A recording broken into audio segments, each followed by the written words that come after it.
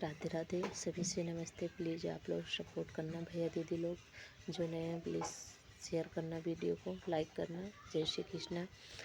अपना तो बैठू मैया बिंदा चले पहाड़वा, हो के छोरिया छोड़ियो ना, हो के छोरिया छोड़ियो ना, छोड़ियो गाँव के नगरिया, हो के छोरिया छोड़ियो ना, फैलायो देशवा देशवा नगरिया, हो के छोरिया छोड़ियो ना।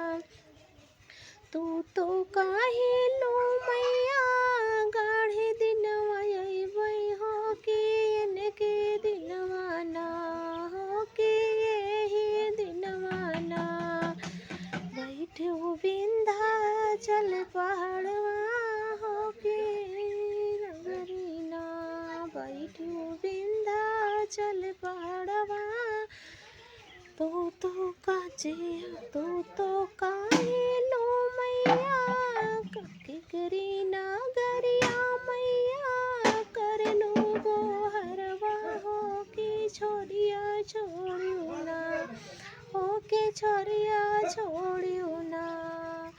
जे हमरे छोरिया के करे दुलरवा, हो हिया नगरी ना, जे हमरे छोरिया के करे दुलरवा, हो हिया नगरी ना, बोलब जय जय जय करवा, हो हिया नगरी ना, बोलब जय जय जय करवा, हो हिया नगरी ना। अपना तो बैठू मैया विंध्याचल पहाड़वा, हो या नगरी ना, छोड़े अपने छोहरवा, हो या नगरी ना, छोड़े अपने छोरिया, हो या नगरी ना।